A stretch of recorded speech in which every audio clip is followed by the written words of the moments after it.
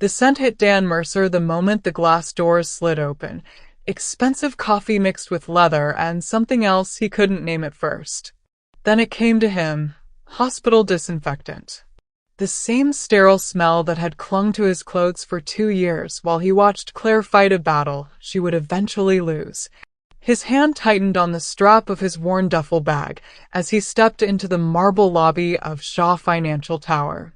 The echo of his work boots seemed too loud, too honest in a space designed to whisper wealth. 20-foot ceilings stretched above him like a cathedral built to worship money instead of hope. Janitorial team uses the service elevator, the receptionist said without looking up from her screen. Her manicured nails clicked against the keyboard like tiny hammers building walls between people.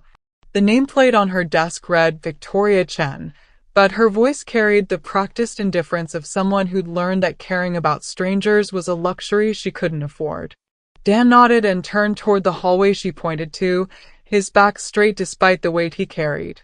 Not just the bag, but the promise he'd made to a 9-year-old girl who waited for him at home with a book in her lap and trust in her eyes that he'd somehow managed to keep their world from falling apart again.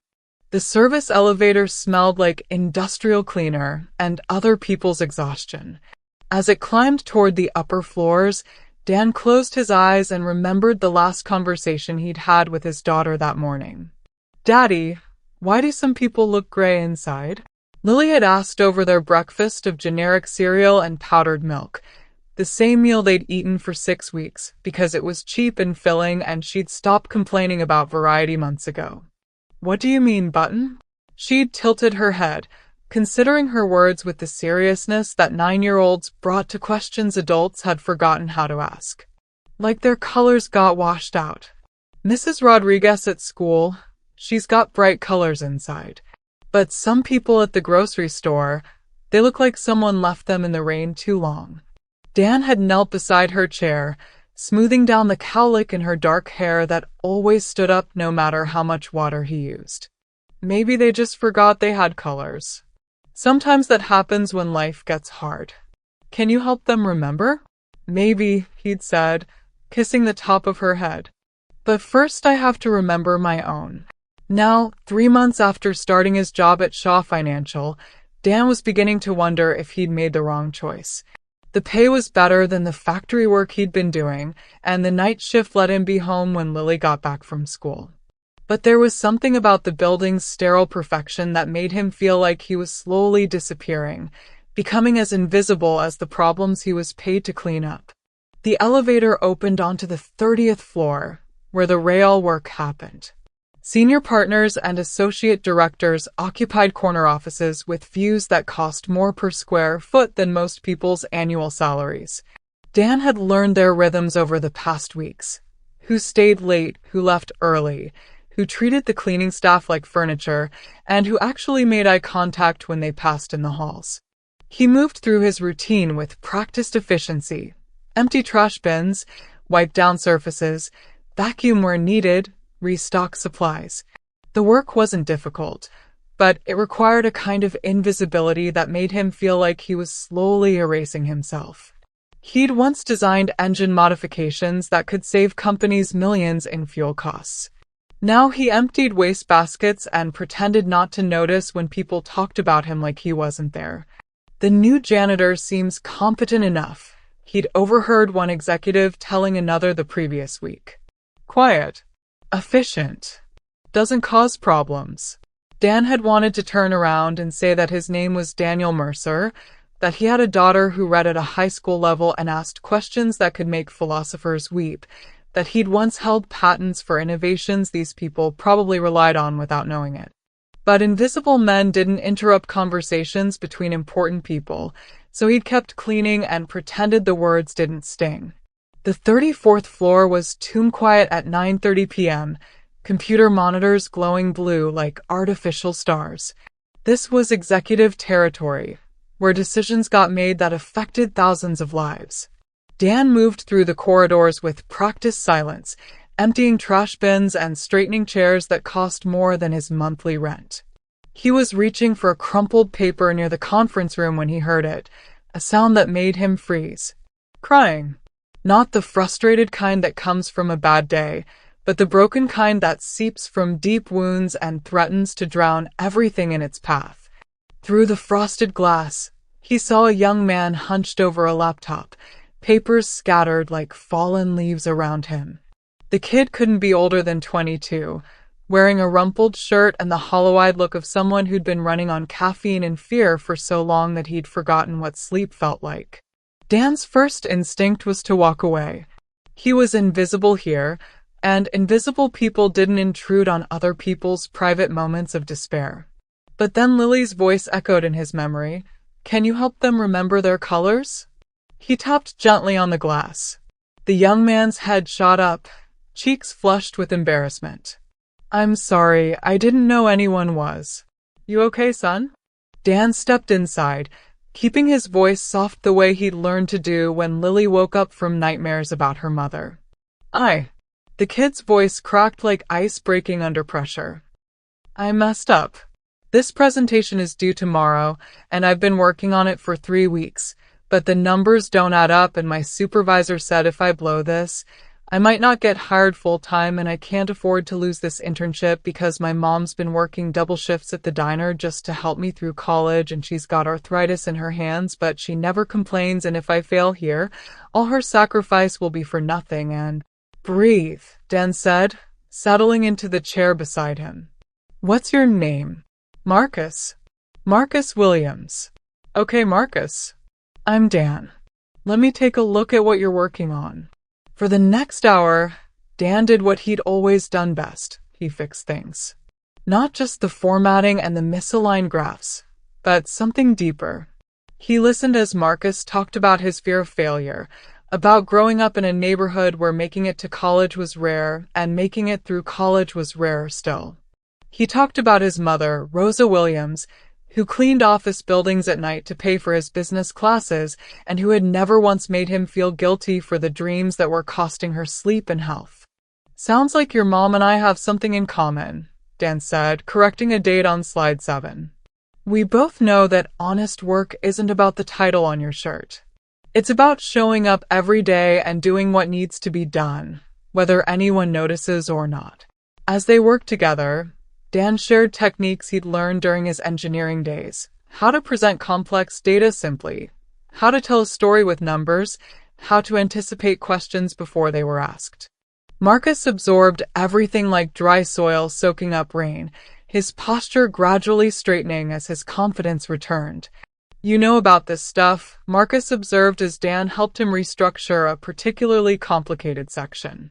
"This isn't just basic business presentation stuff. You know, engineering principles." Dan's hands stilled on the keyboard. He'd been careful for months not to reveal too much about his background, not to let anyone see beyond the janitor's uniform. But there was something about Marcus's genuine curiosity, his lack of judgment, that made Dan want to be honest. "I used to be an engineer," he said quietly. "Automotive design. Worked on fuel efficiency modifications, engine optimization systems. Used to be." "What happened?" Dan looked out the conference room window at the city lights scattered below like fallen stars. "Life happened. My wife got sick, and I needed to be home more. After she died, I needed something simpler. Something that didn't require me to believe in the future quite so hard." Marcus was quiet for a moment, processing this revelation. Then he said, "I'm sorry about your wife, but I think she'd be proud of what you're doing now." "What do you mean?" "You're still fixing things. Just different kinds of things." When they finished, Marcus's presentation was clean, professional, and most importantly, his own.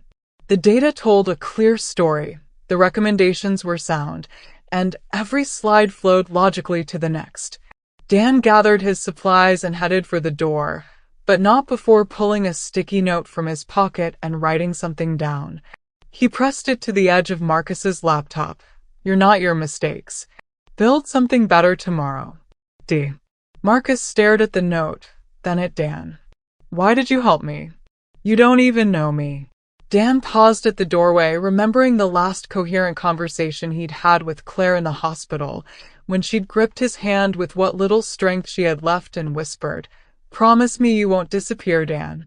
Promise me you'll keep building things, even if they're different than what we planned." "My wife used to say that kindness isn't about knowing someone," he said finally. "It's about recognizing yourself in their struggle." 6 floors above, Evelyn Shaw stood at her office window, unable to sleep despite the late hour. At 34, she ran Shaw Financial with the precision of a Swiss watch and the warmth of a winter storm. The city sprawled below her like a circuit board, each light representing someone else's ambitions, someone else's dreams she'd learned to quantify and leverage for profit. She'd earned her position through a combination of ruthless intelligence and carefully cultivated emotional distance. The financial world rewarded those who could make hard decisions without flinching, who could see people as numbers on spreadsheets rather than complex beings with families and fears and hopes that might interfere with quarterly projections. But tonight, for reasons she couldn't quite articulate, sleep eluded her. Maybe it was the quarterly report she'd reviewed earlier, showing record profits built on cost-cutting measures that had eliminated 300 jobs. Maybe it was the email from her assistant reminding her that she'd missed another company social event, the third one this month, where employees had gathered to celebrate someone's birthday or retirement or new baby while she'd remained in her office, working through problems that suddenly seemed less important than the connection she'd been avoiding. The memory surfaced without her permission, as memories often did when her defenses were down. She was 8 years old, standing in her adoptive father's study, holding a science project she'd stayed up all night to finish.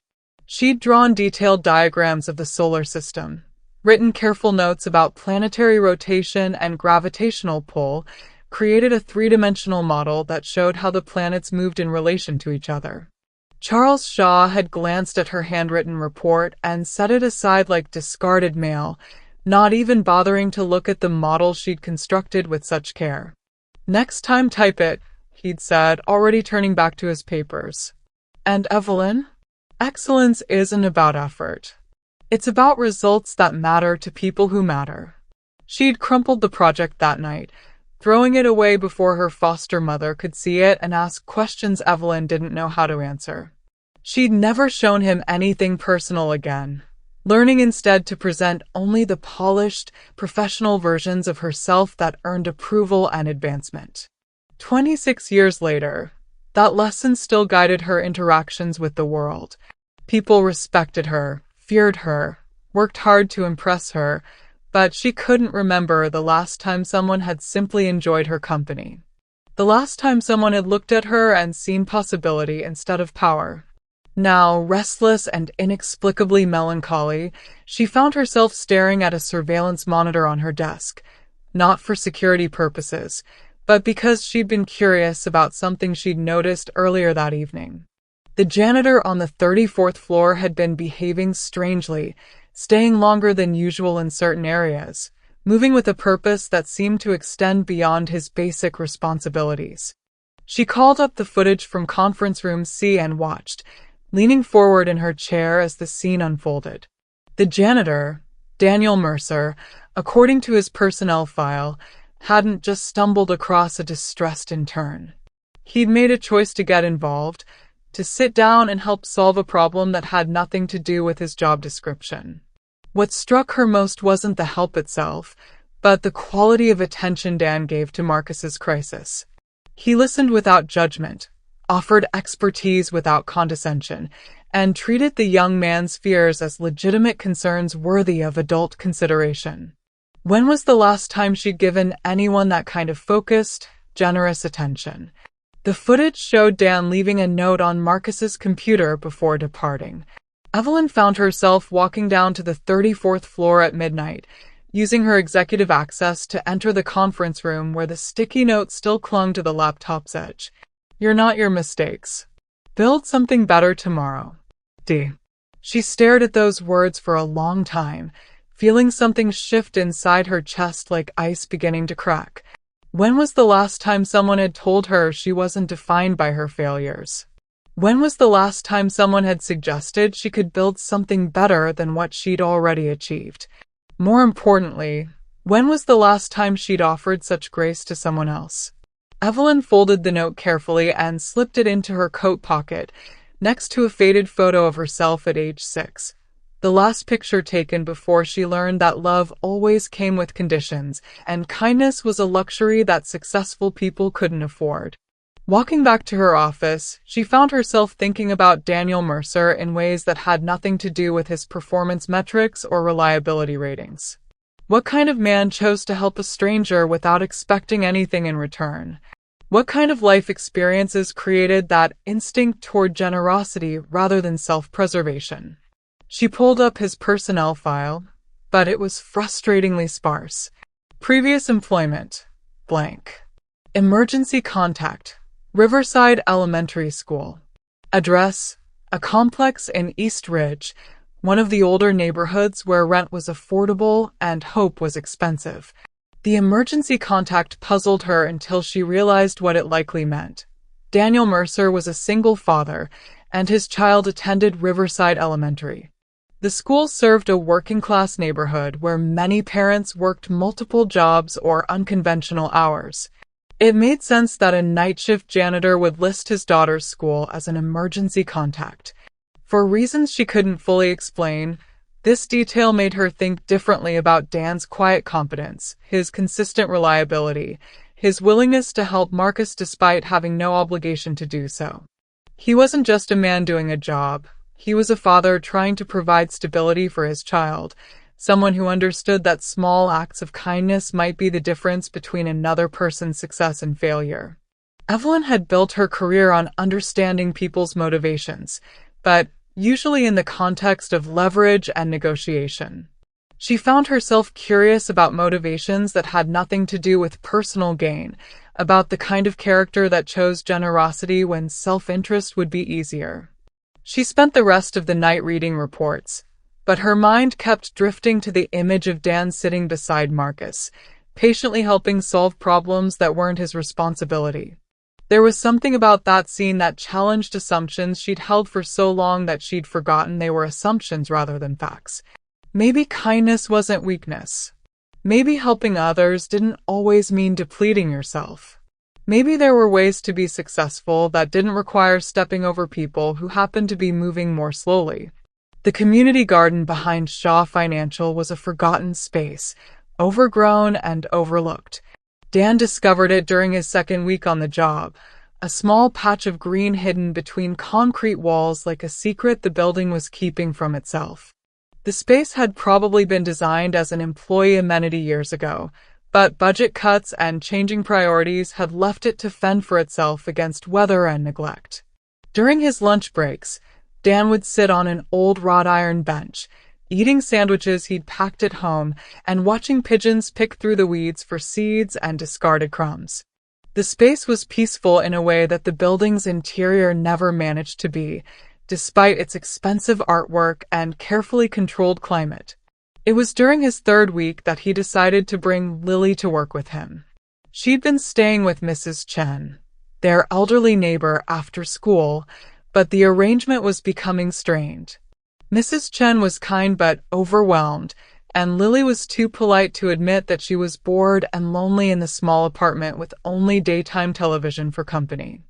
"I have to work tonight, Button," Dan had explained over their dinner of pasta with butter, a meal that stretched their grocery budget while still providing adequate nutrition.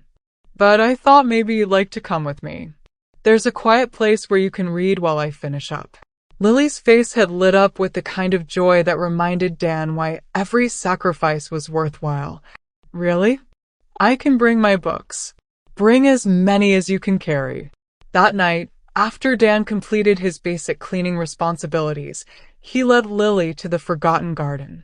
She'd been clutching a library book about space exploration and a small backpack containing 3 more books she'd checked out that afternoon. "This place is sad," Lily observed, looking at the withered plants and broken fountain. She was small for 9, with dark hair that curled when she forgot to brush it and eyes that saw too much for someone so young. Her observations always cut straight to the heart of things in ways that surprised adults and sometimes made them uncomfortable. "Maybe it just needs someone to care about it," Dan replied, unwrapping her peanut butter sandwich, the same lunch they'd eaten for 3 months because it was cheap and she liked the consistency of routine when everything else in their lives felt uncertain. Lily considered this, then pulled a packet of wildflower seeds from her backpack. Mrs. Rodriguez at school gave me these. She said flowers grow better when they have friends. They spent the next hour planting seeds in the cracked soil, Lily chattering about her books while Dan worked with his hands, the same hands that had once designed engine modifications for major automotive companies, that had held Claire during her final moments in the hospital, that now cleaned floors to keep promises to the living. "Daddy, do you miss being an engineer?" Lily asked as they patted soil around the tiny seeds. Dan paused in his work, considering how to answer honestly without burdening her with his regrets. "Sometimes. But I like fixing things, no matter what kind of fixing it is. And this job lets me be here when you need me. But you're really good at building stuff. Remember the treehouse you made for me at our old house?" He did remember. An elaborate structure he designed and built during the months when Claire was responding well to treatment, when they'd both believed they had more time than they actually did. The treehouse had been his way of investing in a future that included watching Lily grow up, teaching her to use tools, sharing the satisfaction of creating something beautiful and functional with his own hands. "I remember. Maybe you could build something here," Lily suggested, gesturing around the garden. "Like a better place to sit, or something to help the flowers grow." Dan looked around the space with fresh eyes, seeing possibilities instead of problems. A trellis for climbing plants, raised beds that would drain better than the current soil, maybe a small pergola that would provide shade and make the space more inviting for people who needed a quiet refuge from the pressures of their workday. "Maybe I could," he said, surprised to find himself considering the project seriously. What neither of them noticed was the woman watching from the 34th floor, coffee forgotten in her hand as she observed a father and daughter creating beauty in a place everyone else had abandoned. Evelyn Shaw stood at her office window, studying the scene below with an attention that surprised her. She'd noticed Dan's daughter before, a small figure who appeared in the lobby each evening, always carrying a book, always well-behaved but obviously tired from long days that included school, homework, and waiting for her father to finish work. The girl never complained, never demanded attention, just settled into a corner with her book and waited patiently for the adult in her life to be available. Now, watching father and daughter work together in the neglected garden, Evelyn felt something stir in her chest that she hadn't experienced in years. It wasn't professional interest or strategic assessment. It was simple human recognition of love and action. Dan wasn't just spending time with his daughter. He was teaching her that forgotten things could be restored, that beauty could be created in unlikely places, that work became meaningful when it was shared with people you cared about. The image reminded her of something she'd almost forgotten. Herself at age 6, before Charles Shaw's adoption, living with a foster family who had a small garden behind their house. She'd helped plant tomatoes and marigolds, had watered seedlings, and celebrated when the first flowers bloomed. The foster mother, Mrs. Patterson, had praised her patience and gentle touch with plants, had suggested that Evelyn might have a gift for growing things.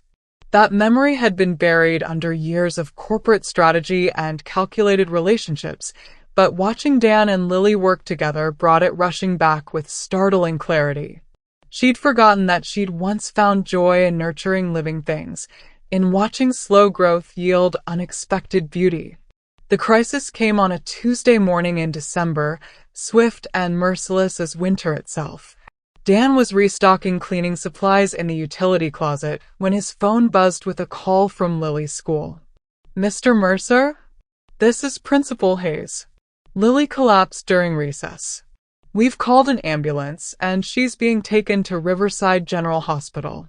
The words hit him like a physical blow, driving the air from his lungs and making his vision narrow to a single point of terror. He was running before he realized he'd dropped the phone, his work shirt still damp with cleaning solution as he burst through the lobby doors into December cold that felt like a slap. At the hospital, That familiar smell of disinfectant and fear that he'd hoped never to encounter again. Dan held Lily's small hand while doctors spoke in careful, measured tones about tests and possibilities and differential diagnoses that made his chest tight with the kind of terror only parents understand. "We need to run more comprehensive tests," Dr. Martinez explained, her voice professionally gentle but her eyes serious. "The fainting could be caused by several factors: dehydration, low blood sugar, stress, or something more serious. We want to rule out cardiac issues, neurological problems, and metabolic disorders." Dan nodded, though the words seemed to come from underwater. Each potential diagnosis felt like another weight added to his chest, making it harder to breathe. He'd been through this before with Claire, had learned the language of medical uncertainty, the way doctors prepared families for bad news by presenting it as one option among many. "What does that mean in terms of cost?" he asked, hating himself for having to consider money when his daughter's health was at stake. Dr. Martinez's expression softened with understanding. "The tests we need to run will be extensive. Blood work, EKG, echocardiogram, possibly an MRI if we find anything concerning. With your insurance." She didn't finish the sentence, but Dan understood. The insurance from his janitor position covered basic care, but not the kind of comprehensive diagnostics that might save his daughter's life. He'd be looking at thousands of dollars in out-of-pocket expenses, money he didn't have and couldn't borrow. That night, while Lily slept in the narrow hospital bed, Dan sat in the uncomfortable plastic chair beside her and remembered another hospital room, another person he loved more than his own breath. He'd failed Claire, not because he hadn't tried, but because some fights can't be won with love alone, and the medical bills from her treatment had consumed their savings, their retirement fund, and finally the equity in their home. He'd promised himself he wouldn't let money determine the quality of care his family received, but here he was again, calculating the cost of hope against the reality of his financial limitations. He wouldn't fail Lily. He couldn't. But as he sat in the pre-dawn darkness, listening to the sound of her breathing and the steady beep of monitoring equipment, Dan felt the weight of his choices pressing down on him like water. He could take a second job, maybe construction work during the day and janitorial work at night, but that would mean less time with Lily when she needed him most.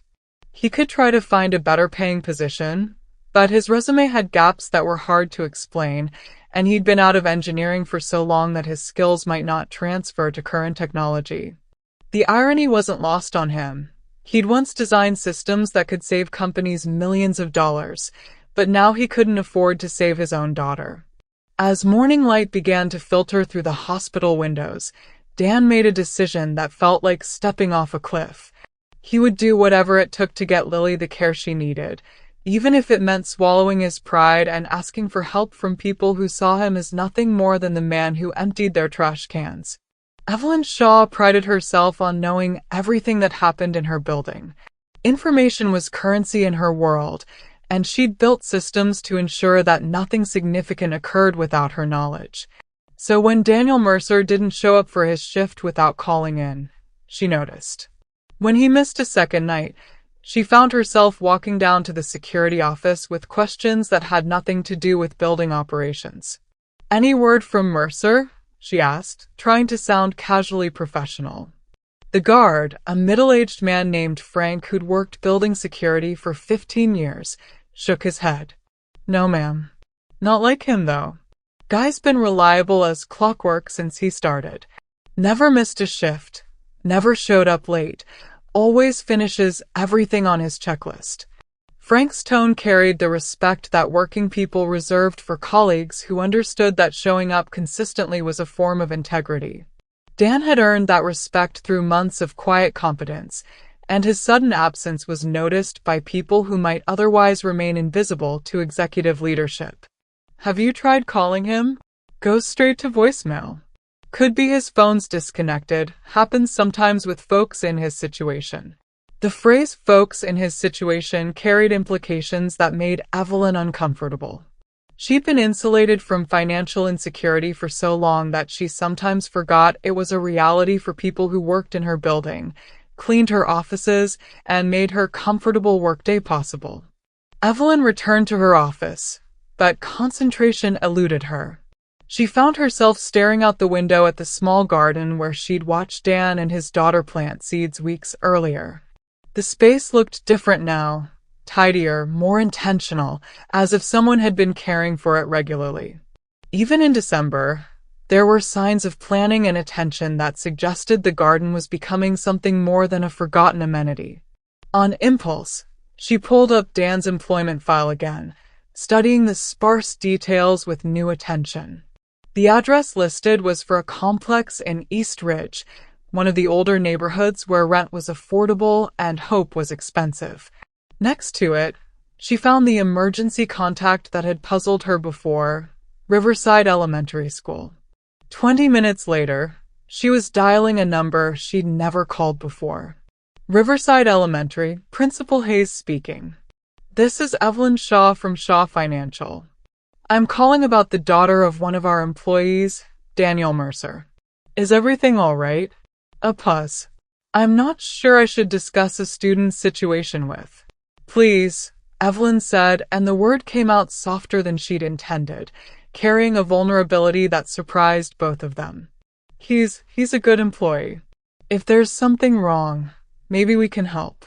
Principal Hayes' voice gentled with the recognition of genuine concern. Lily's in the hospital. Has been since Tuesday. Tests. Mr. Mercer's been there around the clock, from what I understand. It's been hard on both of them. The words hit Evelyn harder than they should have. She barely knew Dan Mercer, had observed him from a distance more than interacted with him directly. But the image of him sitting beside a hospital bed, watching his daughter face an uncertain diagnosis, connected to something deep in her own experience of loss and helplessness. Do you know which hospital? Riverside General. But Ms. Shaw, I probably shouldn't have. You did the right thing, Evelyn said firmly. Thank you. After she hung up, Evelyn sat in her leather chair and stared out at the city lights, thinking about the man who had helped Marcus without expecting anything in return, who had created beauty in a forgotten garden, who was now facing every parent's worst nightmare with the kind of quiet dignity that she was beginning to recognize as his defining characteristic. She thought about her own childhood, about the distance that money could create between people, about the way kindness could bridge gaps that contracts and policies never could. Then she picked up her phone and made a call that would change 3 lives forever. Dan was dozing in the hospital chair when his phone rang. A known number, but at this point, he'd take any distraction from the antiseptic smell and the sound of machines monitoring his daughter's heartbeat. 3 days of tests had yielded frustratingly inconclusive results, and the bills were accumulating faster than his ability to process them. Mr. Mercer? This is Evelyn Shaw. He straightened, suddenly awake. He'd never spoken directly to the CEO of Shaw Financial, had seen her only in passing as she moved through the building with the focused intensity of someone who carried significant responsibilities. Her voice was different from what he'd expected. Less imperious, more uncertain, as if she was stepping outside her usual role. Miss Shaw, I'm sorry I haven't been in. My daughter. I know. Her voice carried a quality he couldn't quite identify. I wanted you to know that Shaw Financial has an employee assistance program. Full medical coverage for family emergencies. Dan blinked, trying to process what she was saying. I don't think janitors qualify for. You do now. I'm promoting you to Director of Facilities Management, effective immediately. The position comes with comprehensive health benefits, family coverage, and a salary that should eliminate any concerns about medical expenses. The words didn't make sense. Dan looked at Lily, still sleeping in the hospital bed, her small face peaceful despite the 4-line in her arm and the collection of monitoring equipment that surrounded her like electronic guardians. Ms. Shaw, I appreciate the gesture, but I can't accept charity. It's not charity, Evelyn said firmly, And now he could hear something in her voice that sounded like conviction built on recent understanding. "I've been watching how you work, Mr. Mercer. You fix things that aren't on your job description. You help people who can't help you back. You treat everyone with respect, regardless of their position. That's not janitorial work. That's leadership." There was a pause, and when she spoke again, her voice was barely above a whisper. "Besides, maybe it's time someone showed up for you the way you show up for everyone else." Dan felt something crack open in his chest, a space that had been sealed shut since Claire's death. The offer was more than generous. It was recognition of something he'd almost forgotten about himself. But more than that, it was evidence that his small acts of kindness had been noticed by someone who had the power to transform them into something larger. "Why?" he asked simply. Evelyn was quiet for a moment, and Dan could hear something rustling in the background.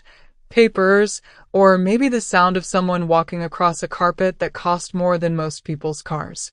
"Because I've spent years believing that business was about numbers and profit margins and strategic advantages," she said finally. "But watching you work, seeing how you treat people, I think I've been measuring the wrong things. I think maybe the most important metrics are the ones that can't be quantified. I don't know what to say. Say you'll take the job. Say you'll let me be part of whatever happens next for you and Lily." Dan looked at his daughter, sleeping peacefully for the first time in days, and felt something he hadn't experienced since Claire's death, hope that wasn't tinged with desperation. "Yes," he said. "Yes, I'll take the job." The promotion was just the beginning. Over the following weeks, as Lily recovered from what turned out to be a combination of stress, poor nutrition, and exhaustion, manageable conditions that had been magnified by the instability in their lives, Dan found himself in meetings he'd never expected to attend, solving problems he'd forgotten he was qualified to fix. The title Director of Facilities Management turned out to be more than ceremonial. Dan was given authority over building maintenance, energy efficiency projects, and employee comfort initiatives. For the first time in years, he was using skills that had been dormant since his engineering days, applying systems thinking to problems that affected hundreds of people daily. His first major project was the renovation of the Forgotten Garden. With a real budget and administrative support, Dan transformed the neglected space into something that served the entire building community. He designed and installed raised beds for vegetables and flowers, created seating areas that encouraged conversation, and established a composting system that reduced the building's waste output while improving soil quality. But the garden was more than a facilities improvement. It became a symbol of what was possible when someone in authority chose to invest in beauty and community rather than just efficiency and profit. Employees who had never spoken to each other found themselves sharing gardening tips during lunch breaks. People who had always eaten at their desks began taking meals outside, even in cool weather. Evelyn watched the transformation from her office window, amazed by how quickly the space had become a gathering place. She'd approved the budget for Dan's garden project without fully understanding what she was supporting, but now she saw that he'd created something more valuable than an amenity. He'd built a space that reminded people they were part of a community rather than just a workforce. "You did this," she told him one afternoon as they stood together watching a group of employees share lunch in the garden, while Lily read nearby. "I didn't do anything special," Dan replied, his tone carrying the humility that Evelyn was learning was characteristic of his approach to most things. "I just stopped pretending that other people's comfort wasn't my business." Evelyn turned to study his profile, noting the way he watched Lily with the constant, vigilant attention of a parent who had learned that security was fragile and had to be actively maintained. "Is that what you learned from your wife?" Dan's hands stilled on the report he'd been reviewing. It was the first time Evelyn had mentioned Claire directly, and something about her tone, not intrusive, just present, made him want to answer honestly. "Claire used to say that we're all just walking each other home," he said quietly. "That the journey's too hard to make alone, so we might as well help carry each other's burdens when we can." She sounds like she was wise. She was everything. Dan's voice caught slightly, the way it still did when he talked about Claire in past tense. When she got sick, I wanted to build something, fix something, engineer a solution that would save her. But sometimes the only thing you can do is hold someone's hand and not let go. Evelyn felt something crack open in her chest, a space that had been sealed shut since childhood. Is that why you left your engineering career? To hold her hand. Dan nodded, his eyes distant with memory. And then afterward, I didn't know how to build anything that mattered without her. So I simplified. Floors don't need you to believe in them. They just need you to show up. But you're building again now, Evelyn observed, gesturing toward the garden where Marcus was now leading a small group discussion about sustainable business practices, a weekly lunch meeting that had grown organically from conversations that started over shared sandwiches. Dan looked down at Lily, who had abandoned her book to help June organize the reception desk's candy bowl with the seriousness of a military strategist. His daughter had changed in the weeks since his promotion, growing more confident, more engaged with the world around her. The stability of his new position had given her permission to dream beyond mere survival. Maybe, he said. Or maybe I'm just remembering that some things are worth the risk of caring about them. The transformation of Shaw Financial didn't happen overnight. It happened in accumulated moments of recognition, small kindnesses that rippled outward like stones thrown into still water. It happened when Dan instituted Fix-It Fridays, encouraging employees to report anything that needed attention, no matter how small, from squeaky chairs to flickering lights to broken relationships between departments that hadn't communicated effectively in years. It happened when Evelyn started eating lunch in the employee break room instead of her office, initially awkward but gradually learning to listen to conversations instead of commanding them. She discovered that her employees had insights about client relationships and operational efficiency that never made it into formal reports, ideas that could only emerge in the casual environment of shared meals and unguarded conversation. It happened when Lily, now a regular fixture in the lobby after school, started an informal book club with employees who stayed late. She'd curl up in the corner with her latest novel, and before long, there'd be a small circle of adults sitting on the floor beside her, talking about stories and characters and the way fiction could make real life feel less lonely. The girl who had once asked her father why some people looked gray inside had somehow become a catalyst for helping others rediscover their colors. She approached everyone with the same genuine curiosity, asking Marcus about his presentation techniques, listening to June's stories about her grandchildren, helping Frank the security guard organize his collection of crossword puzzles. Your daughter has a gift, Evelyn told Dan one evening as they watched Lily explain the plot of her current book to a group that included 2 executives, 3 administrative assistants, and the head of IT. She sees people, Dan replied simply. Really sees them. Her mother was like that too. But the most significant transformation happened on a Friday evening in March, when spring rain drummed against the windows and most of the building had emptied out for the weekend. Evelyn found herself in the community garden, now flourishing with early vegetables and flowering trees that Dan had carefully selected for year-round beauty, sitting on the bench they'd upgraded from wrought iron to comfortable wooden seating with weather-resistant cushions. She was holding a letter she'd received that morning, one that had shaken her more than any hostile takeover or budget crisis ever could. Charles Shaw, the man who'd adopted her and shaped her into the person she'd become, was dying. Cancer, advanced and aggressive. He wanted to see her. He wanted to make amends. She heard footsteps and looked up to find Dan approaching with 2 cups of coffee from the break room. He didn't ask permission to sit beside her.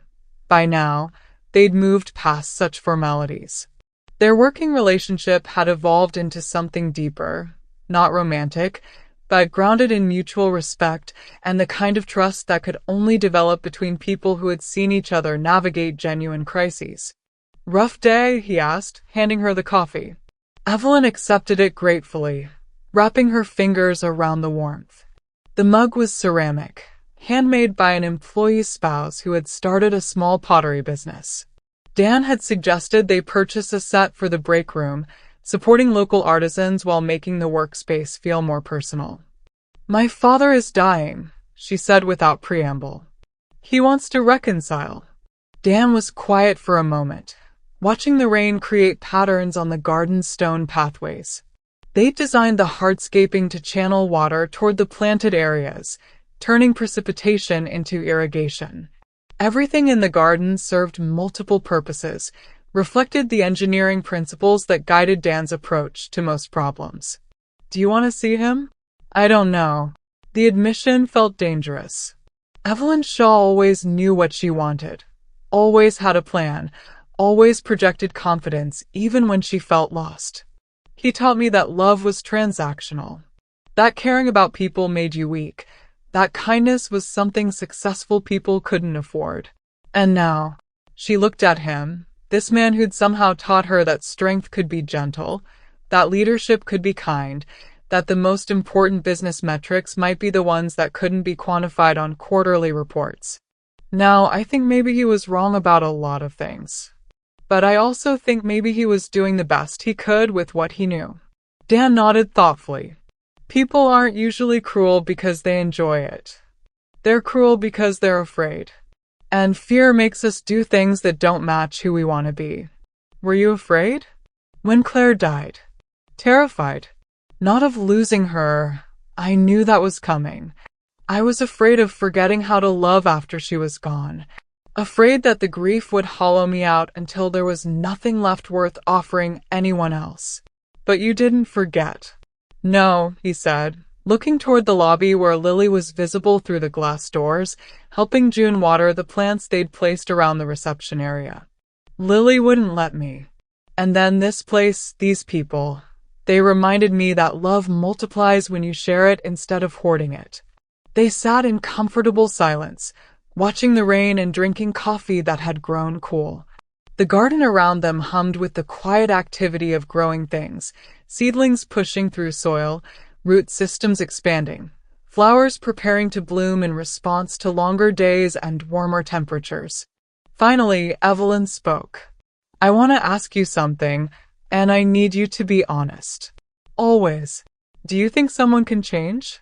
Really change? Not just learn to hide their damage better?"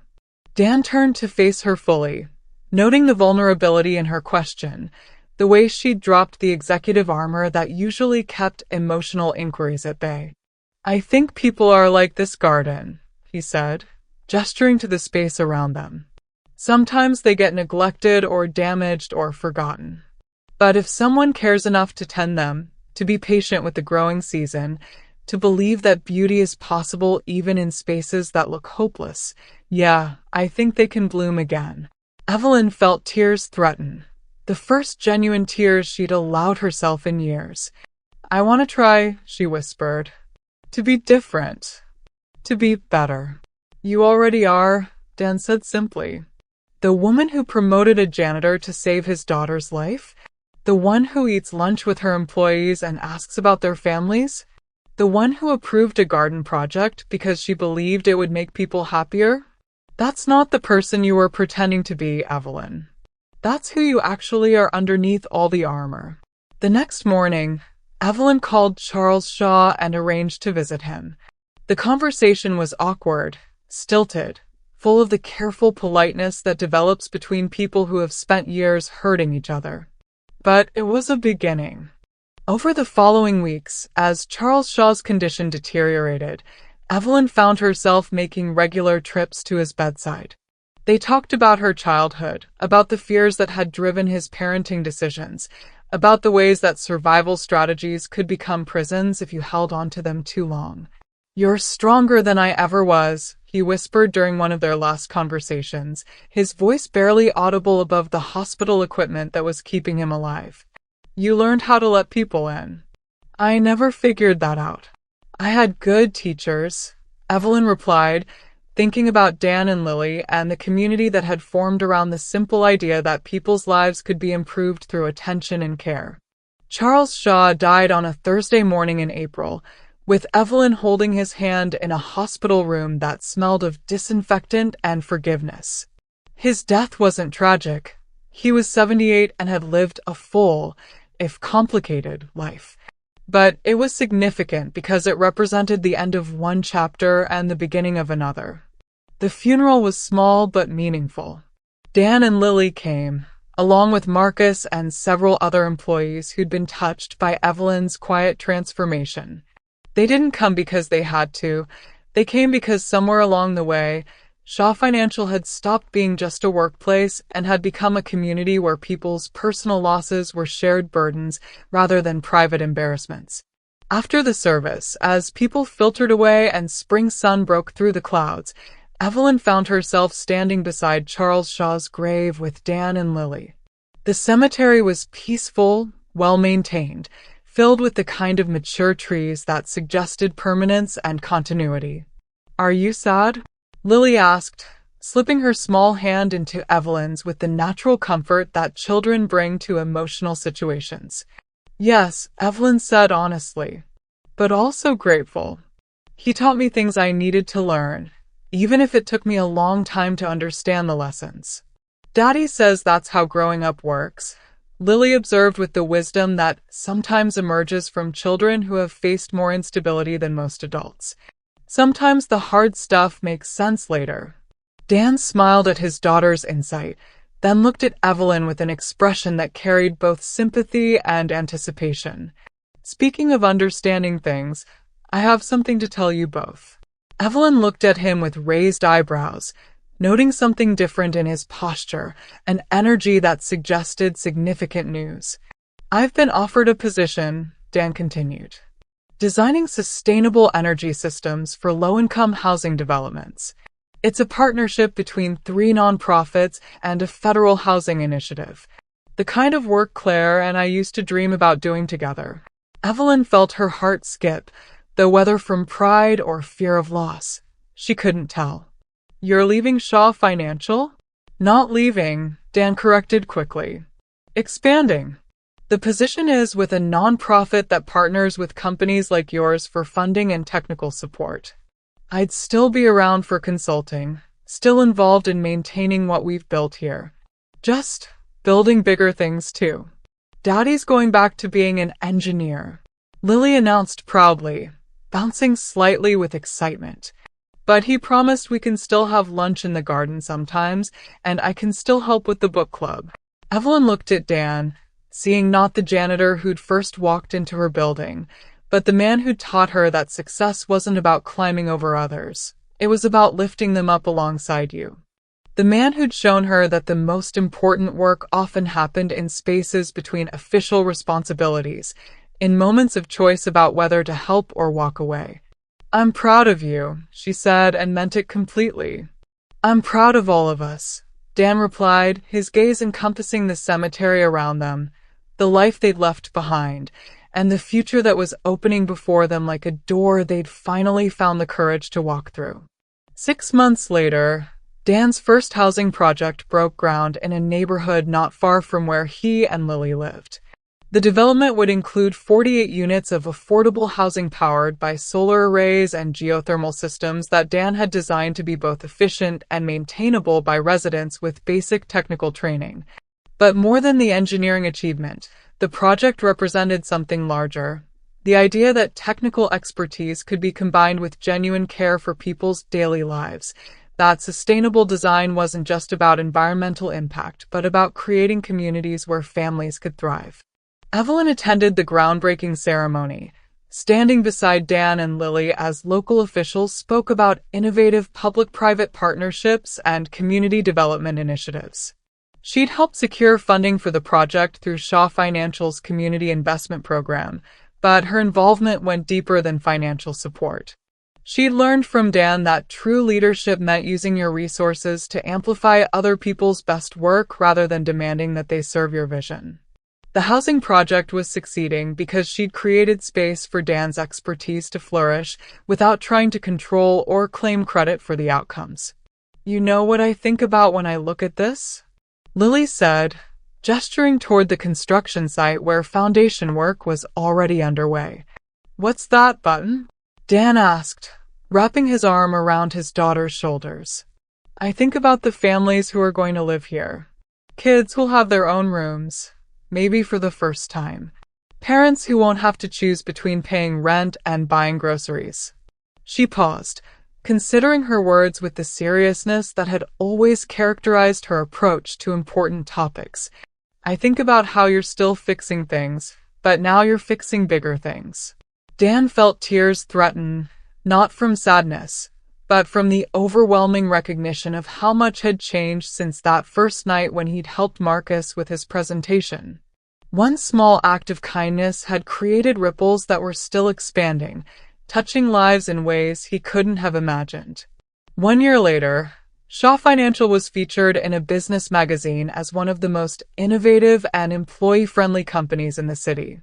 The article mentioned their unusual retention rates, their community outreach programs, and their CEO's hands-on leadership style that had transformed corporate culture through attention to both employee welfare and community investment. But the writer missed the real story, which was happening that very afternoon in a community garden behind the building, where 3 people sat on a handmade bench, sharing sandwiches and watching wildflowers bloom in soil they'd tended together.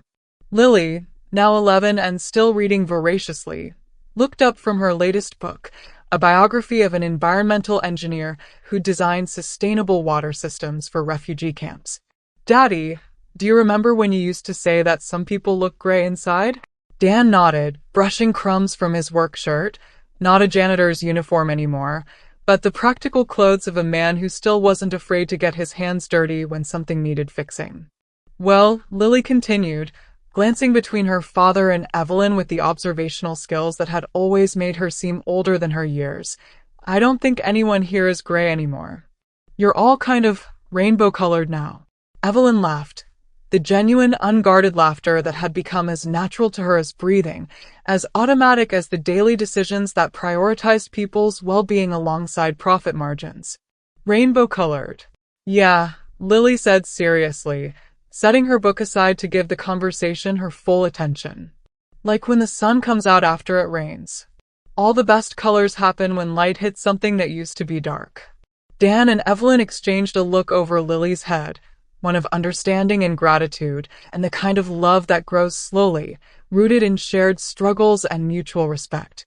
Their relationship had evolved beyond professional collaboration into something deeper, not romantic love, but the profound affection that develops between people who have witnessed each other's transformation and contributed to each other's growth.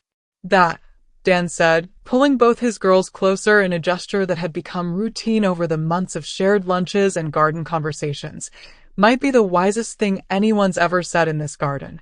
As the afternoon sun slanted through the windows of Shaw Financial Tower, employees finishing their workday could see 3 figures in the garden below, a family not bound by blood but by choice, by kindness, by the revolutionary act of showing up for each other again and again. Marcus Williams, now a full-time analyst with a reputation for mentoring new interns, paused at his office window to watch the scene. He still carried the sticky note Dan had given him that first night, now framed on his desk as a reminder that small gestures could change entire life trajectories. June Chen, the receptionist who had witnessed the daily transformation of the building's culture, smiled as she locked up the front desk for the evening. The lobby plants that surrounded her workspace were thriving under her care, part of a building-wide commitment to creating beauty in functional spaces. Frank Morrison, the security guard who had first noticed Dan's absence during Lily's hospitalization, completed his evening rounds with the satisfaction of someone who worked in a place where people genuinely cared about each other's welfare. The building felt different now, more human, more connected, more like a community than a corporate machine. And if any of them looked closely at the garden scene, they might notice that the building itself seemed different somehow. Warmer, more human. As if the simple act of 3 people choosing to care about each other had somehow transformed the very foundations of the place they worked. Because that's how change really happens. Not in boardrooms or strategic planning sessions, but in small moments of connection. In sticky notes left for struggling interns. In promotions offered to save a child's life. In gardens planted in forgotten spaces. In the daily choice to see other people's problems as opportunities for kindness rather than inconveniences to be avoided. In the recognition that we're all just walking each other home, And the journey is infinitely better when we refuse to let anyone make it alone. The story spread, as stories do, through conversations and connections, reminding people everywhere that kindness isn't weakness, that leadership can be gentle, and that sometimes the most important thing you can do is simply show up when someone needs you most. And in a world that often feels gray and cold and forgetting, that reminder is worth more than all the success stories and profit margins combined.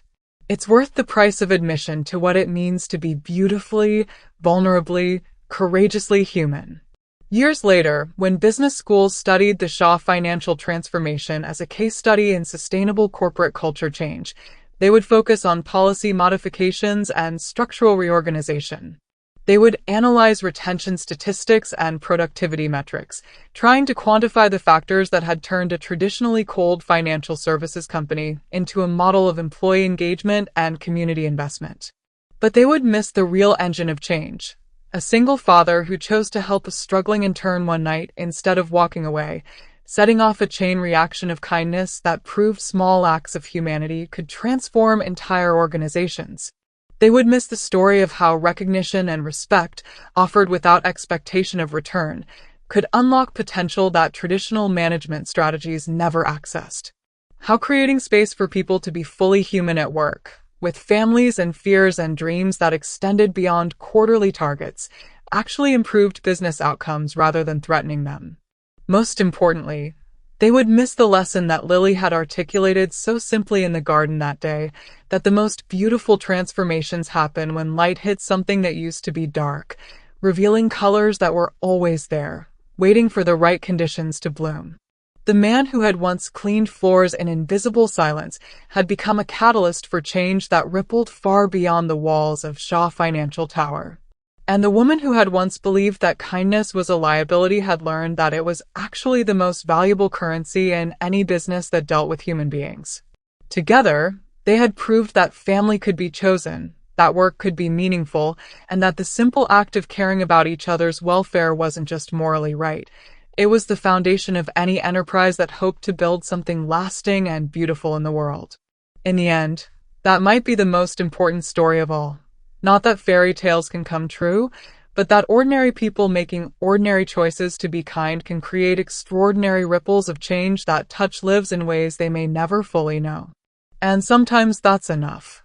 Sometimes that's everything. The end. If you enjoyed the story, please like, comment, and share it with your loved ones. Comment next story in the comment section. It gives us a lot of motivation. Thanks for watching.